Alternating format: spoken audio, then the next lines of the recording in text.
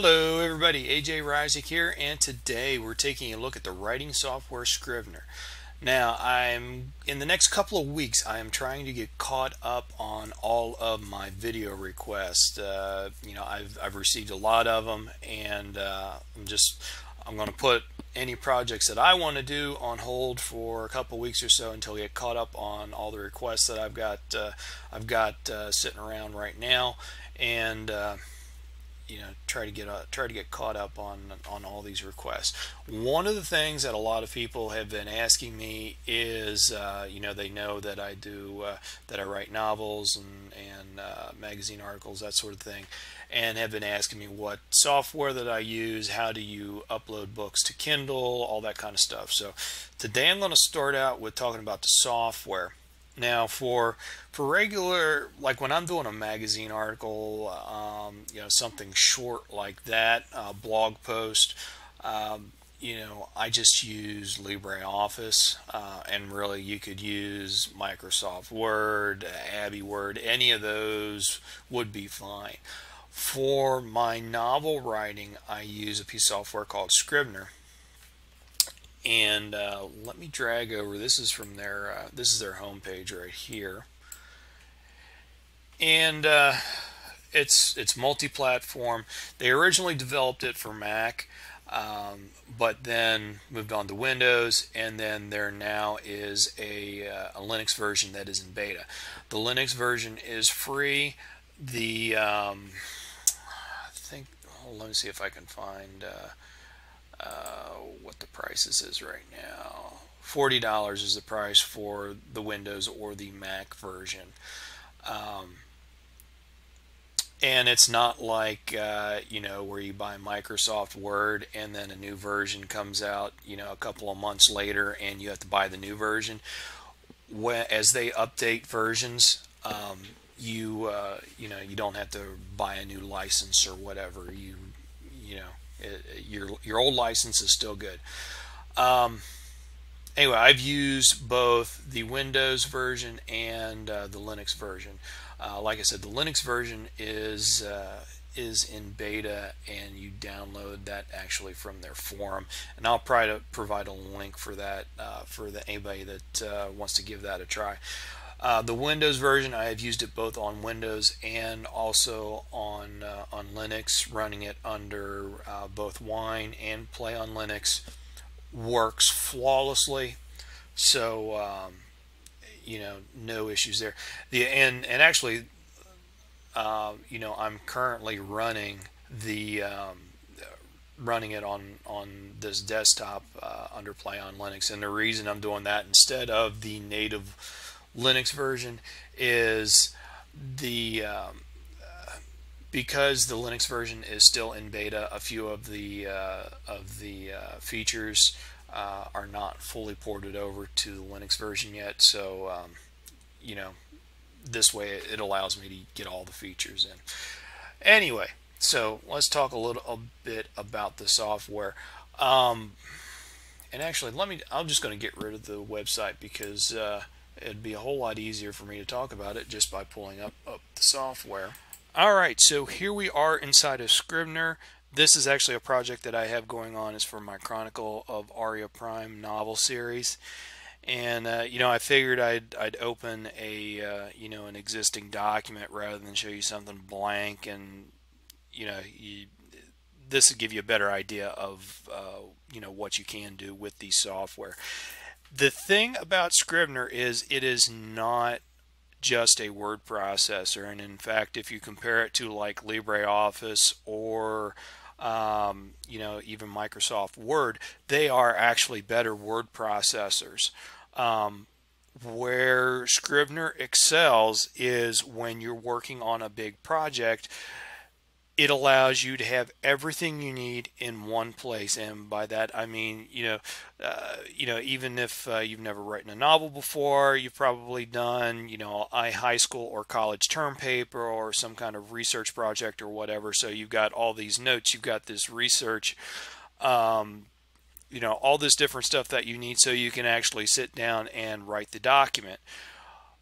This piece of software allows you to put all that in one place and then allows you to go and do your writing, and then rearrange the writing, moving sections around without having to do the cut and paste and all that kind of stuff. And just looking at my document here, I'll just kind of give you a general overview of the sections, and then I'll go a little more detail. Over here on the left hand side is what they call the binder, and you're going to have a top section called draft, and then a research section.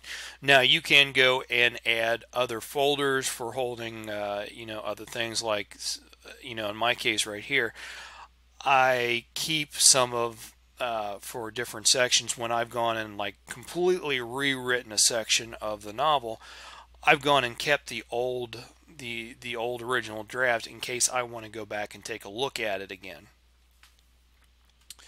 And you can add as many folders as you want and whatnot, and then you can also do subfolders.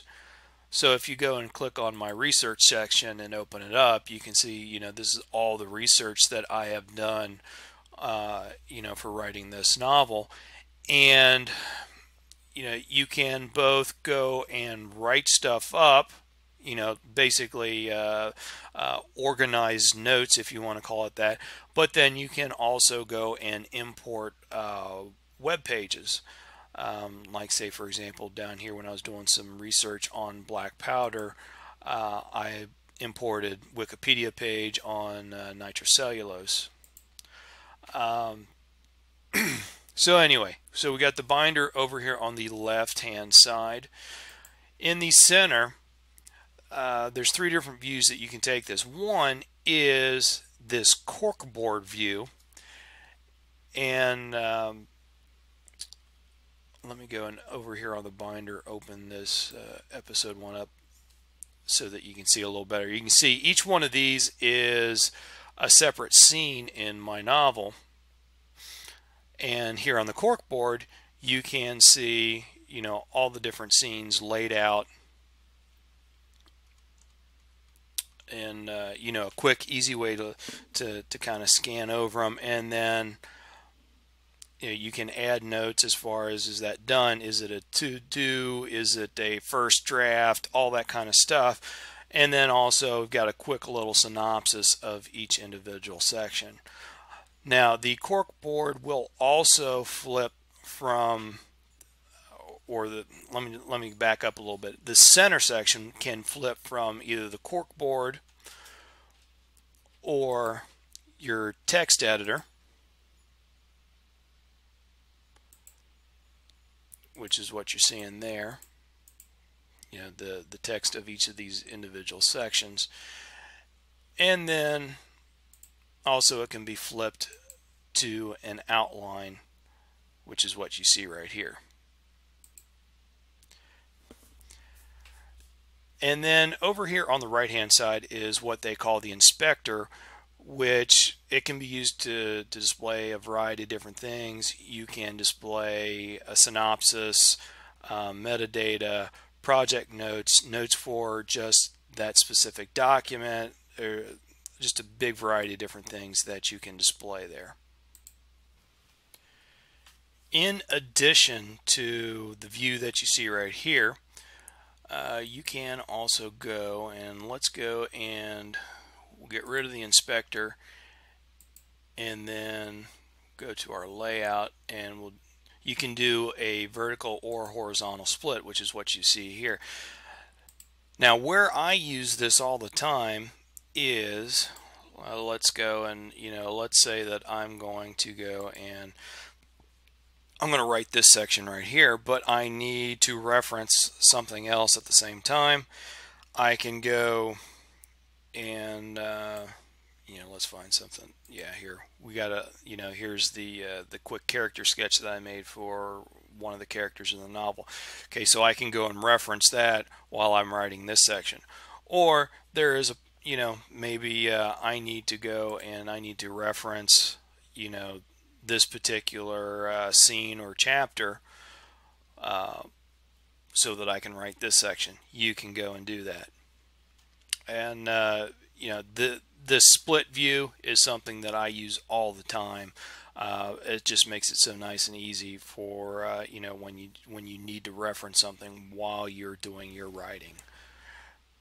The word processor has, pretty much all of the things that we've come to expect from a modern word processor. You've got spelling and grammar check.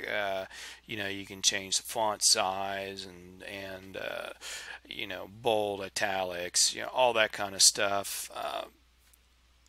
The one thing I will say is that the spell check and grammar check is not it's not as advanced as in Microsoft Word. I still do believe that Microsoft Word has the best spelling and grammar check of any word processor that I've used.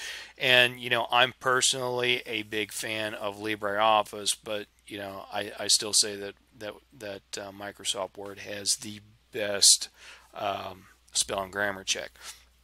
That being said, there's a whole bunch of other tools that they have included with this piece of software that will assist with your writing. If you come up here to Tools, under the Writing Tools, you can look up definitions. You can look up stuff in Google definitions, do a Google search in Wikipedia, look up at dictionary.com, a thesaurus.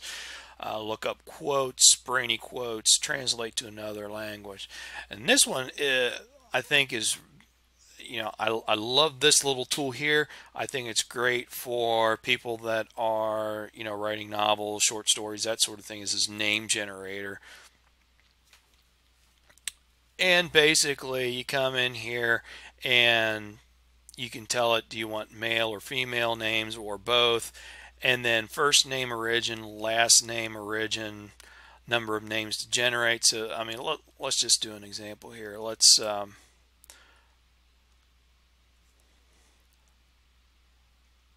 see what we got here.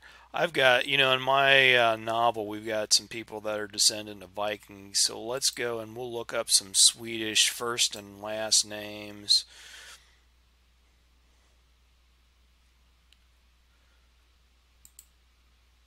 And I want both male and female, and let's pull up 20 of them, and let's generate a name list. So there, boom, it gives you a whole list, and then you can go and select something and add it to a short list. So you can make a short list of different names that you liked. Copy that to a clipboard, or you can send it to and go to a document, append text to, you can kind of see where it goes from there. And then you can look up, first name meanings. You can import custom last names or first names in bulk. And then go back to, restore your defaults there. But this little tool here I think is pretty cool. I used that for coming up with some of the names in my novel. Actually, not just this novel, but a couple of novels. Very nice tool. There's all kinds of statistics that the software will generate for you. We're used to, like in, say, LibreOffice or Microsoft Word, where it tells you, you've type this many words, this many this many characters, and this will give you a little more detailed breakdowns, word, characters, number of pages that would be in a paperback. And then you can also do it for specific selections. So, like, let's say, for example, I just want to know how many words in that are in this section right here. I can go and run that from there. Although down here at the bottom of the screen, it will automatically tell you per section that you click on, how many words and characters are in that particular section. But anyway, it'll give you those different kind of statistics. You can also use, you can set up targets for yourself. So, let's say that, I want to I want to set a 2,000 word per day goal, you can go and set that up with this software. So those kind of things are nice to help keep you motivated, keep you moving on your project. So after you have finished the project, or you've got your first draft or whatever, and you want to get somebody else to read it, or maybe you've already done all the editing and you're ready for the final version, you have got a ton of different exporting options. If you go here to the end, this compile button, let me go and click that. And you can select where what parts of your document, or your whole thing here, what you want to be included in this document that you're pulling together. So do you want to go, whether you want to make it the entire draft, whether you want, maybe there's just a section that you want to make a copy of for somebody else to review. However you want to do that, you can do that, and then you can go and export in tons of different formats. You can do docx, you can just do a print copy, you can do a PDF, rich text, open document, HTML, XML. Yeah, I'm talking too fast. XHTML. I mean, you can see there's lots of options here, including EPUB and Mobi, which is the Kindle book format, and you can even do Markdown .tex. So if you are doing a ebook for for publishing, you can spit it out right here. Now where I used where the whole formatting thing was really nice for me is on my last novel. So I got my draft done, and I was sending it out to my beta readers who would read it before actual publication. So I had some people that they wanted a PDF, some people wanted to be able to read it on their Kindle, some people wanted the EPUB format. I was able to crank out formats, in seconds for whatever format they wanted. So that was really nice, and was great for for that purpose. Well, that about finishes this review up. I know I didn't go into in-depth detail on any one particular thing, but the thing is with Scrivener, there is just so much here that there's no possible way that I could go into heavy duty detail on everything. Now, if there is an interest, I would be willing to go and do some tutorials on Scrivener. If there are people that are interested in that, I will go and do that, and just send me an email or some Google Plus messages or YouTube messages, however you want to do it. Leave comments down below. Let me know that you want to see some tutorials on this, and I will do those. I personally love the software. I know that there's some writers out there that don't like it just because there was so much to learn, and they said, well, all I want to do is write, which I can respect that. But at the same time, at least for me, once I kind of got my head around how to organize the research section and do all of that, at least for me, it really made the whole writing process more efficient. And like I said, I usually don't use this for shorter documents like, blog posts, magazine articles. Those are shorter. I don't need, all of this extra stuff that you get along with Scrivener. I just need that word processor. But once you get into novels, research papers, there's a whole host of different writing projects that are going to be big, long, include a lot of research.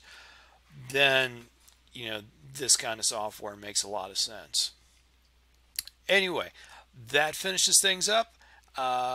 Be sure to leave comments, questions, all that kind of stuff down below. As always, I will get to them as soon as I possibly can. If you enjoyed the video, please give us a big old thumbs up, and I will see you on the next video. Thanks a lot.